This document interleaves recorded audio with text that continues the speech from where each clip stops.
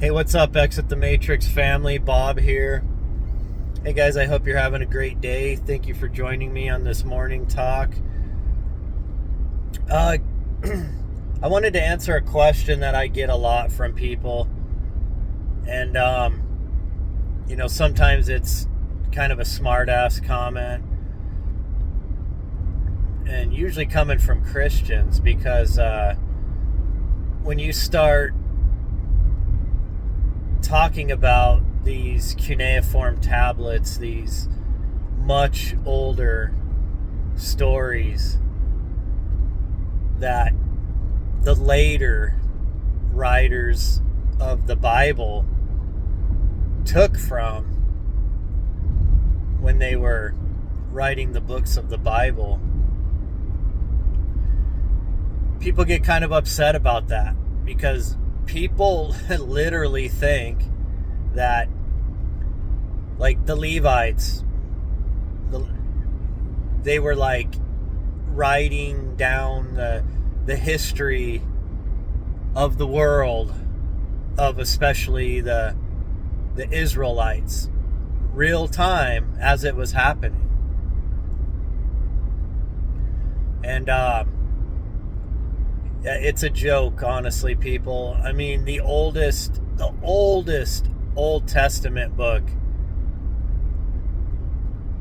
is ever found, at least at this point, is the book of Job. And I believe it's around 700 BC. That's the oldest. Now, that's a single book. Obviously, the Old Testament has many books in it. What would surprise a lot of people is that most of those books in the Old Testament were written AD. See, what they did was they wrote backwards. They wrote backwards their history, the book. That's how they were able to connect prophecy and all that, so that when you read the Bible, it seems like they were prophesizing, like, oh, look, this happened and this, that. No, it's because they backwards wrote the Bible. And I think what irritates people is when you explain to them that the cuneiform goes back as old as 4000 BC. That's going back to some of the original, Sumerian and Akkadian cuneiform. That upsets them because when they actually do the math, they start realizing they're talking about almost a 3,000-year-old difference between when their book was written, that's supposedly supposed to be the Word of God since the beginning, and this cuneiform. And this cuneiform, you got to understand, folks, there's hundreds of thousands of tablets not translated yet. Hundreds of thousands. Now, the great thing, one thing that I'll say about AI, and it has its uses. I mean, some people act like AI is all bad. No, it's a tool, folks, just like a sword. It can be used for good or bad, right? It can be used to defend or to harm. It can be used to enlighten, to teach. Well, AI, they're creating an AI right now, programs that can translate these cuneiform, and it's going to be spectacular. It'll be amazing to see. Everybody always thinks of the Anunna Elish and the Atrahasis, and the myth of Adapa, and there's all these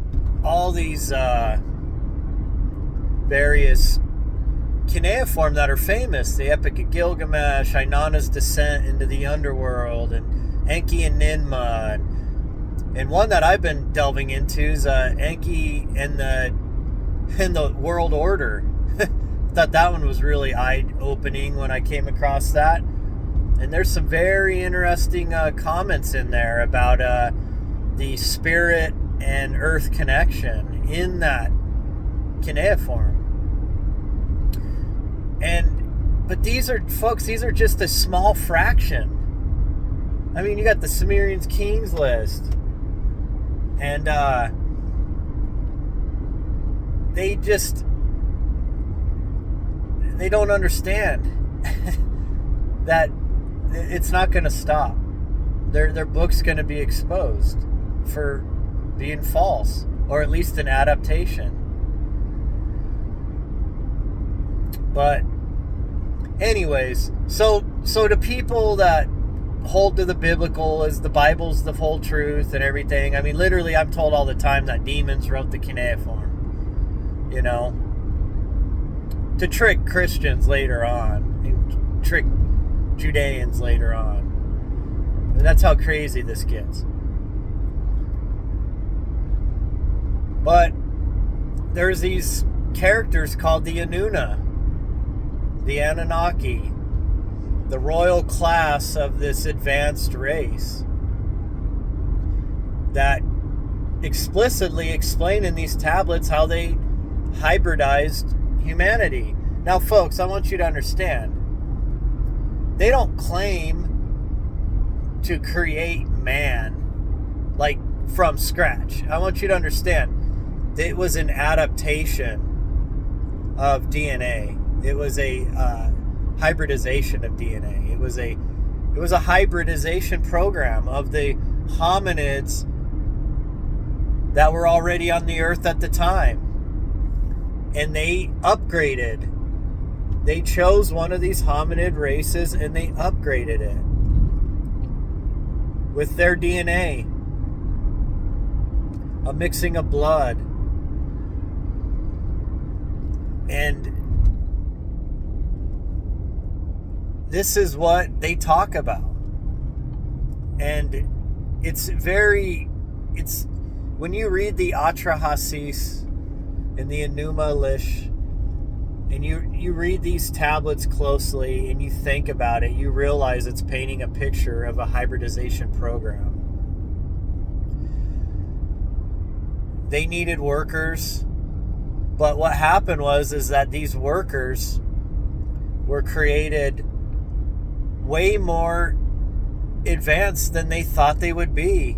And there's a reason for that, folks, because they had to, and this is something that I cannot explain. It's hard to decipher from the tablets, but somehow they had to figure out how to incept spirits into these human avatars, these hybridized bodies that they were working on. See, all living things have a spark of source, of creator.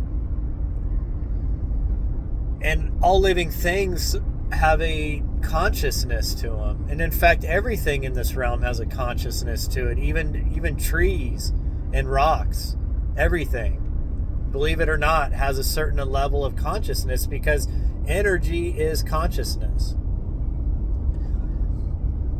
Well, they figured that to give life to these avatars they were creating, they had to give it source. They had to give it conscious energy or spirit. And so what they did was, with this first, when they had fashioned this first hybrid body that was perfect, they sacrificed one of their own. They put that Anunnaki spirit into this avatar. They moved it from its body to this new body. And this is explained in the Atrahasis, folks. I mean, you got to understand the level of technology that we're talking about here.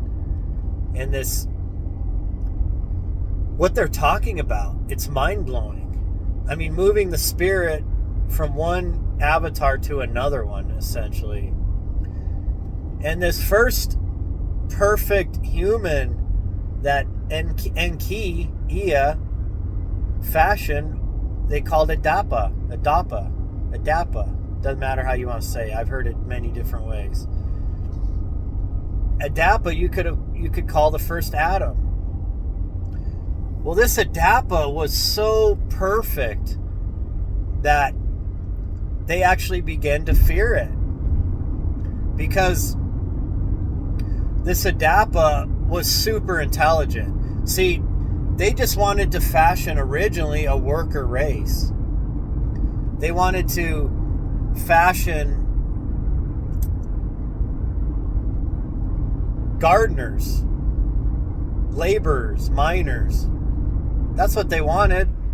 They wanted people to tend the garden, to build structures, to dig canals, to mine metals, gold, as you've, famously heard from Zecharia Sitchin, right? Well, those of you that laugh at that, folks, I hope you realize that they have found gold mines in South Africa. This is well known, that are hundreds of thousands of years old. Mines, gold mines in Africa, South Africa. So for those of you that laugh at that thing, I just understand that. Obviously, gold was important because every ancient culture around the world, they all talk about how they mine gold for the gods. You see this with the Inca, with the Mayans and Aztecs. You see it in the Far East. You see it in Mesopotamia. You see it in Egypt.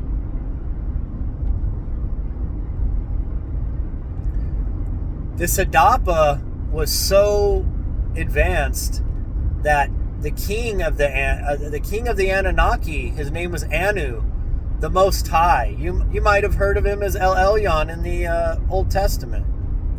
See, folks, all those different names everybody attributes to Yahweh are not Yahweh. Those are titles of different characters. The Lord of Hosts, the Most High, like all these different names, they're different characters, folks.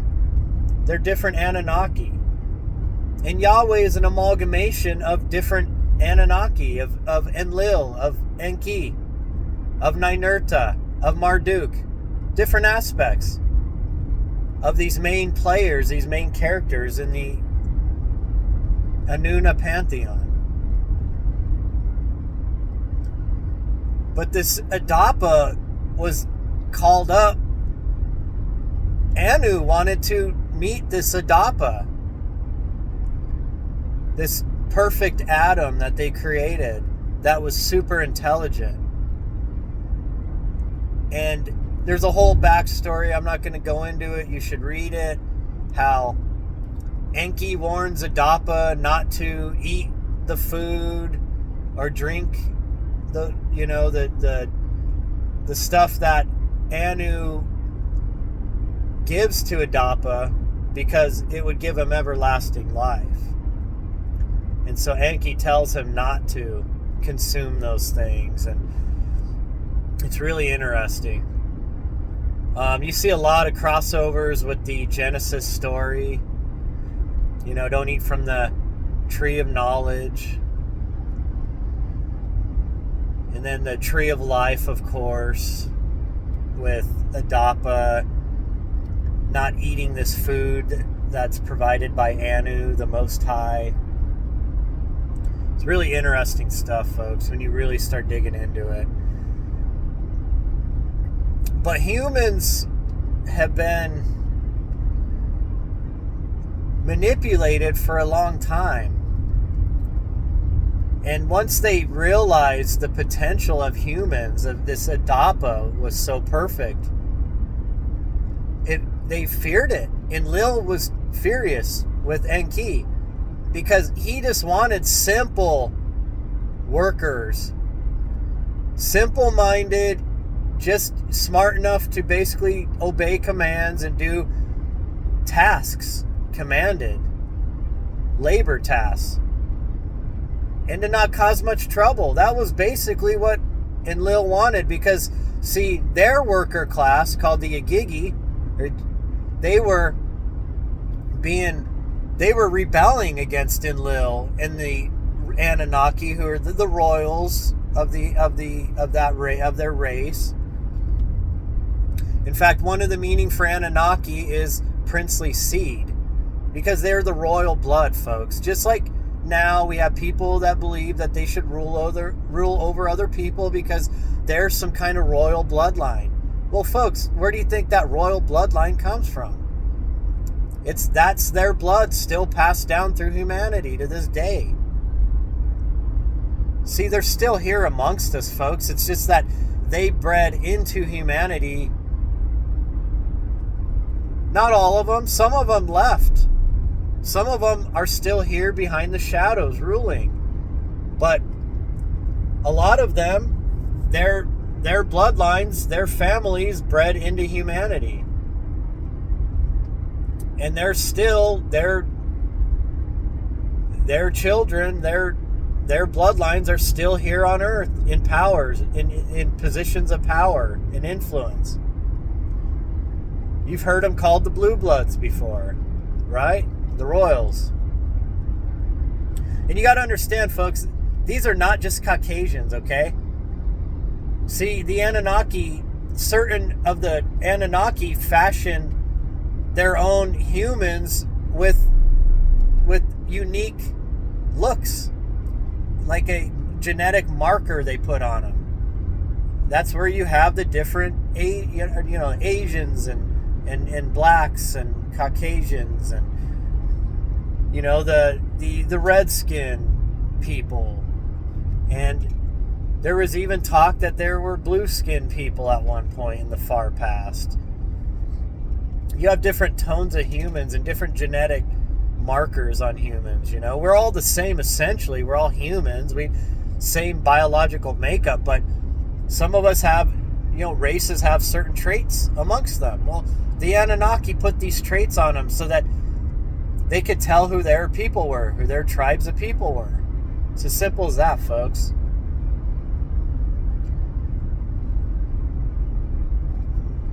But you got to understand that there are these royal bloodlines are just not Caucasians. That's who you think of a lot of times, right? The British royals and such. No, there are royal bloodlines in China and other places that have been, same thing. The bloodlines have been protected. In China, they say that their original emperors were gods that came to Earth, and they had flying ships that looked like dragons. That's why they still make such a big deal about dragons in China and stuff in the Far East. It's alluding back to their gods. Their ships, they said, what they flew in, they rode dragons in. Like they were describing in ancient terms vessels, some kind of spaceship or flying vessel. And there's also a lot more to that too, because you got Enki. Enki's family is the serpent family. Enlil's family is the eagle family. And you'll find the feathered serpent, the dragon, influence around the earth, and you'll find the eagle influence around the earth. The Romans were under the eagle banner. The Aztecs and Mayans and Inca were under the banner of the feathered serpent. The Chinese were under the dragon banner. See, but the feathered serpent and the dragon are the same, folks. It's just a different name and description for a similar standard. So, they're here, folks. They've always been here. People ask, where are they then? Where are they, smartass? You say they're here. Well, folks, you got to understand, they've been managing the earth for hundreds of thousands of years. They've been always in the scene, behind the scenes. And there come times where they decide to cut down humanity, dismiss a bunch of humanity, if you get my meaning. The flood, it's always attributed to this loving biblical God, right? The loving biblical God that is responsible and commanded millions of murders and deaths and carnage throughout the Old Testament. Yeah, that loving God. The one that wiped out most of humanity, right? That in the flood, that God, well, that was Enlil, Enki, the serpent, the one that in the Bible is called the bad guy, was actually the one that went to Noah, to Atrahasis, and warned him. Ziasudra. He's got different names in the cuneiform. But yes, Noah was a real character. But no, Noah was not this patriarch of this protected bloodline of the chosen race. That's the funny part about that. See, that's what happens when you backwards write your prophecies in your history. You can make yourself the good guy, right? Well, they're still here, folks. They're terraforming the earth right now as we speak. See, people keep saying, who would spray our skies and why? Like, what humans? Why would they do this? Like, just for money, you're told, hey, go spray these chemicals in the sky, right? Now, of course, they could be lied to. You know, you're cloud seeding, you're doing this and that. No, they're terraforming, folks. And they're terraforming the earth with certain metals and certain technologies and chemicals. Because the time has come that the Anunnaki feel that the earth is overran again, once again. Just like they did in the flood time. See, I'm not saying that they did the flood, but they knew a catastrophe was coming. And they did not warn humanity. They allowed humanity to perish. They saved a remnant. That was it. Well, all this talk, right, about the elite, all they talk about, right, guys like Jim Carrey, or, John Kerry, Jim Carrey, no, not Jim Carrey, sorry, John Kerry, you know, that corpse of a man, that walking turd. You got guys like him and, Prince Charles, King Charles, that's right, King Charles. Yeah, you got guys like him talking about how humanity is a plague on the earth and no better than vermin, and we need to get rid of all the CO2. And well, you know what getting rid of CO2 means, right, folks? I mean, everything on earth thrives on CO2. So that's not a good thing to get rid of CO2. You know, see, folks, people don't realize that you're the carbon-based life that they want to cut down. See, the Anunnaki have always been here, folks. They're just running things from the shadows. Now, I want you to understand that, because if you talk to a Christian about this, they're going to say, these are all demons, they're all fallen angels, they're all bad. No, folks, it's not as simple as that. Just like humans, we're not simple, right? Are we all good and all bad? Nope. In fact, we all are good and bad. That's the truth. Even your most do-gooder out there that thinks they're, you know, the perfect pew sitter. Oh, they got some kind of skeletons in their closet. Let's be real. And so the Anunnaki, we are them and they are us. I mean, we have their traits, their personalities, their dispensing, or what's the word I'm trying to say? Anyway, their ability to do great good or great evil, or maybe just it's somewhere in the middle, right? They're just like us in that way. We got those traits from them because we are a hybrid version of them. Sorry, folks, I'm waiting here to park my car. So many of these supposed truck drivers don't actually know how to back up or, you know, back their truck up right. Here at my work, you can always tell the new ones because it'll take them an hour to back into the dock, you know. Anyways, I can finally park my car now. 1 second here.